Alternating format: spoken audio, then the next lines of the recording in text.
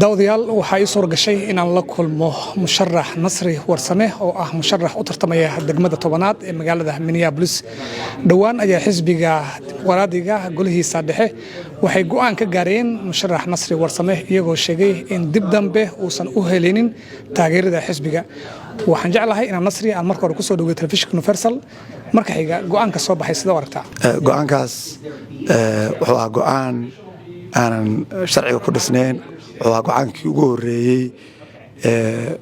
runtii dad badan fajiciyay oo la yaab noqotay waa go'aan aan marnaba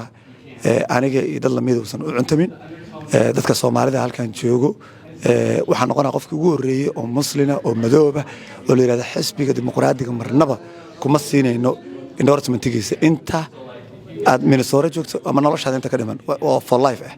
marka ma aha wax oo runtii la qaadan karo waxaan u aragnaa wax biased ah oo aan cadaalad ku dhisnayn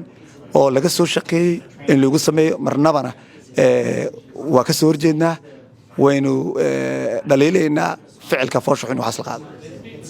sidaan ka warqabno gudoomiyaha waxa uu sheegay in uu la tashtay odayaasha dhaqanka iyo waliba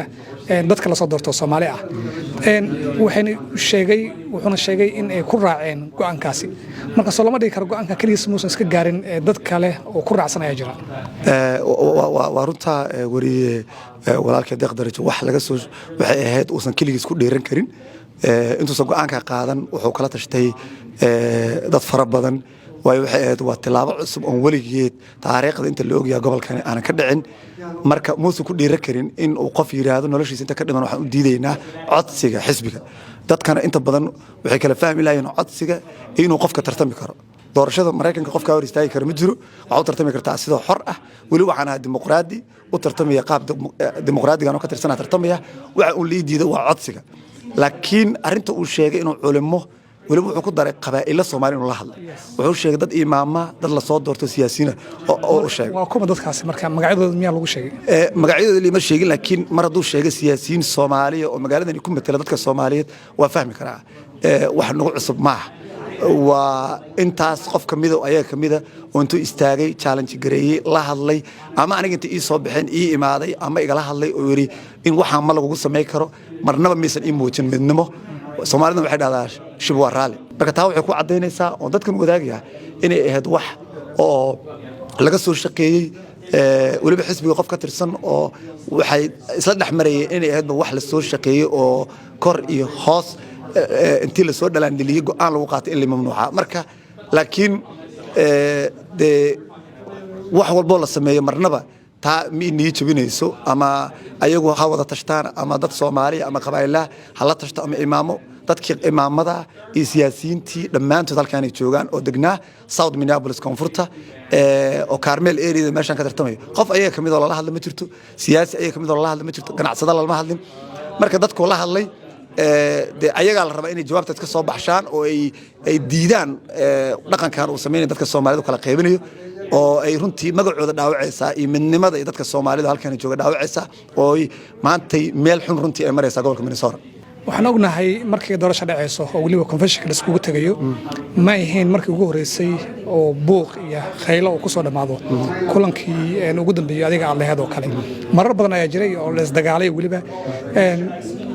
ma dhacday taariikhda xisbiga dimuqraadiga in qof laga baangareeyo mise qof laga mamnuuco ka tirsanaanta xisbiga dimuqraadiga arintani waa arin runtii u baahan faham aniga waxaan noqonaa qofkii ugu horeeyay taariikhda inta la ogyahay dalka Mareykanka laga mamnuucay inuu endorsementiga xisbiga raasado aniga waxa igu horeeyay 62 district oo sidaan oo kale 12 saacadood la isla taagnaa oo dhibaato badan ka dhacday oo walaalkii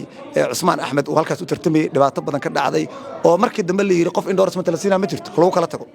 marnaba qof la mamnuuc waliba dagaalaha ka dhacay oo la isku dagaalay meesha dhexdeeda dad isku dagaaleen kuraasta la isla dhacay hadal qof la mamnuuc ma jirto waxa ka horeysay tii ka dhacday taariikhda hore Ward 6 ka dhacday oo hore loo ogaa oo markiidii hore areadaas ka dhacday marnaba maysa ku dhicin laakiin tan waxa ku cadeynaysa inay tahay wax shirqool la soo maleegay la doonayo in lagu musharaxnimadeeda lagu curyaamiyo oo ka soo bilaawata maalintii ugu horeeyay aan kulmeynay oo aan kick off ka raaliga aan sameynay convention kii oo ku xigay oo ayada laftigeeda laga soo shaqeeyay sidii loogu shuban lahaa endorsementiga oo waxay soo daba joogay oo runtii aan dareemi karo dadka halkan joogo oo Soomaaliyeedna oo degan koonfurta Minneapolisna ay dareemi karaan dadka kale oo Soomaaliyeed ee Soomaalinimadu wali agtooda macno weyn ugu fadhiso way dareemsan yihiin inay tahay waxaan wax laga soo shaqeeyay oo aniga in lagu cuuriyaamiya lagu talagalay laakiin wali dadka degan deegaanka ayaa codkooda lagu kala baxaya November 8 ayagiina diyaar u ah inay doortaan iyo shacabka Soomaaliyeed oo ayagana garab taagan meel walba dunida ka joogaan ayaan kalsooni badan ku qabaa marka waa wax hore u soo dhacay laakiin aniga bis lagu fuliyo oo aad dareemi karta sida cadaalad darro u tahay way adigu marka go'aankaada hadda maadaama aad musharax tahay xisbiga dimuqraadiga aad ka tirsanay markii hore hadda miyaad rabtaa inaad ka sii tirsanaato oo magaca xisbiga dimuqraadiga aad ku tartanto mise waxaad doonaysaa in magaca adiga ku gaar ah amba xisbiga Republicaanka oo kale aad gasho waa su'aal wanaagsan oo dad badan runtii isla dhaxmarayaan aniga wali waxaan u tartamayaa asad dimuqraadi ahaan anoo xisbiga dimuqraadiga ka tirsan oo aanan haysan endorsementiga qofkii ugu horeeyay loo diiday aniga kuma horeeyo waxa loo diiday mayorka magaalada Minneapolis oo Jacob waxa loo diiday governorka oo laba jeer waliba ku soo baxay oo loo diiday waxa loo diiday ninka dhan oo xukumo gobolkani oo governorka ah ayaa loo diiday gobolka Minnesota gudoomiyaha dhan oo gobolkani Minnesota ayaa loo diiday Tim Walz asagana laba jeer ku soo baxay marka dadku inta badan waxay dhageystaan kuwa qaaqlayaal oo wax badan aanan sharciga iyo sida systemka Mareykanka wax u aqoon endorsement lagu diidaa lagu ma kala badiyo waxa lagu kala badiyaa codka shacabka waa tartamaya anoo dimuqraadi ah waxaana lagu kala bixi doonaa shacabka codkooda ayaa lagu kala bixi doonaa anoo dimuqraadi Republican mihi wali Republican mi dad badani sheekadooyinkaas waa ka maqlay qaar u celay independent ahaan qof xora u tartam kaliga ah laakiin anoo dimuqraadi aan tartamaya shacabka halka joogan ay dooranayaan waana kalsooni buuxda ayaan ku qabaa kalsoonida dadkayga sida ay garab taagan yihiin oo halkan jooga iyo siyaasiyiinta ganacsatada waxaana tartamaynaa anagoo dimuqraadi oo guulaysanayna waxaa jira siyaasiyiin fara badan oo gobolkan ka soo baxay sida Maxamuud Nuur oo kale hodan Faatax Ilhaan Umar ilaa hadda marka ma jiraa iyo Jamaal Cusmaaba iyo kuwa kale badan ilaa hadda ma jiraa markii go'aankani uu ka soo baxay xisbiga dimuqraadiga siyaasi si shakhsi ah kula soo xiriiray oo ku sheegay inuu ka xun yahay wixii dhacay isla markaana uu doonayo inuu garab ku siiyo runtii waa su'aal wanaagsan maantay ma u malaynaya halkaan intaan imaanno inaan bulshada isku keeni lahayn oo dood aanu geli lahayn haddaynu haysanno garab dad Soomaaliyeed oo mas'uuliina qof ayaga ka mida qofka ugu sarreeya Soomaalida magaalada joogo ama Congress ah anigoo jaamacad dhiganay ardayga volunteer u sameynay 3 bilood qaarkood kamida dadka aad carbaabtay magacooda sheegtay waxaan qaarkood u ahaa volunteer aan caawinayn laakiin maanta